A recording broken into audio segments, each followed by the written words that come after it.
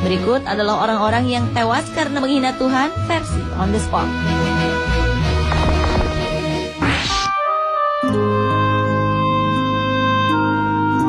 Sebuah tragedi menimpa seorang calon presiden asal Brasil, Tancredo Neves, yang terpilih melalui pemungutan suara pada tahun 1980.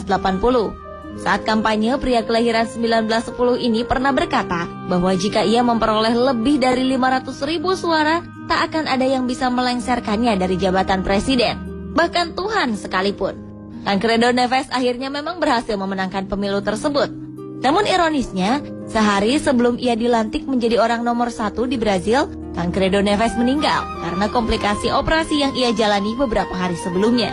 Dalam perjalanan hidupnya, Tancredo Neves memang tidak dilengsarkan dari jabatan kepresidenannya, melainkan ia terlengser dari dunia oleh kuasa sang penguasa kehidupan sebelum Tancredo Neves menyentuh kursi kepresidenan secara resmi.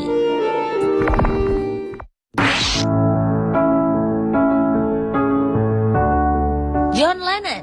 Ia adalah salah satu personil band The Beatles asal Inggris yang populer dan fenomenal di tahun 60-an. Namun, John Lennon juga terkenal karena kematiannya yang mengenaskan. Pada tanggal 8 Desember 1980, John Lennon tewas tertembak di depan rumahnya di New York, Amerika Serikat oleh seorang penggemar fanatiknya sendiri, Mark David Chapman. Beberapa tahun sebelumnya ketika tengah diwawancarai oleh media Inggris, Evening Standard, John Lennon pernah mengatakan bahwa ia dan The Beatles lebih terkenal dibanding Tuhan. Ia pun menantang dengan berkata, "Kita lihat, siapa yang lebih dulu tenggelam? Tuhan beserta ajarannya atau The Beatles dengan aliran rock and roll-nya?" Pernyataan John Lennon ini pun mengundang kontroversi. Para remaja yang marah dengan kalimat John Lennon itu kemudian membakar piringan hitam serta poster-poster The Beatles. Tahun 1970 The Beatles membubarkan diri lalu tenggelam. Sementara itu jauh sebelum The Beatles ada dan hingga selama-lamanya Tuhan yang Maha Kuasa tetap ada. Penembakan yang dilakukan seorang penggemar John Lennon tersebut dianggap banyak orang sebagai akibat dari perkataannya yang menghina Tuhan.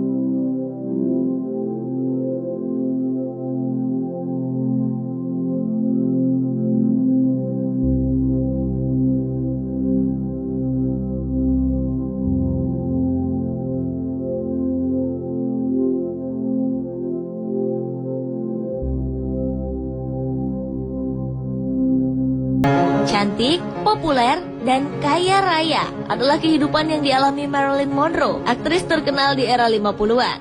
Namun sayang, di balik segalanya itu, ia mengalami kehidupan keluarga dan percintaan yang pahit. Suatu hari ketika Marilyn tengah syuting sebuah acara, ia dikunjungi oleh seorang pendeta bernama Billy Graham. Menurut hamba Tuhan itu, ia datang mengunjungi Marilyn karena mendapat panggilan dari Tuhan. Aktris yang kala itu dikabarkan dekat dengan Presiden Amerika John F. Kennedy menolak mentah-mentah kehadiran sang pendeta. Dengan angkuh Marilyn berkata bahwa ia tak butuh Tuhan.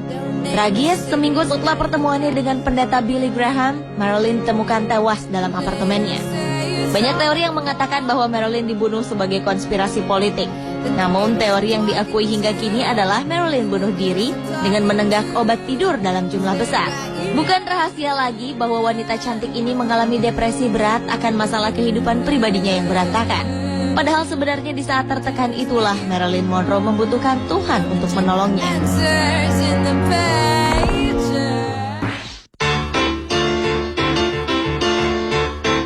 Sikap penghinaan terhadap Tuhan yang berakhir tragis juga pernah dilakukan oleh seorang penyanyi dan penyair terkenal asal Brazil yang bernama Cazuza.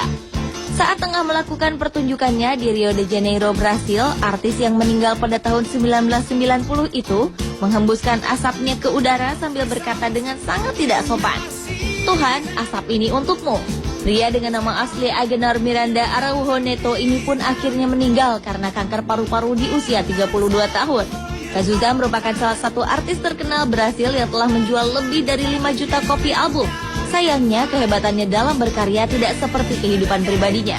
Ia diketahui mengidap AIDS dan memiliki orientasi seksual ganda atau biseksual. Selama hidupnya, ia juga pernah mendapatkan beberapa masalah dengan obat-obatan terlarang.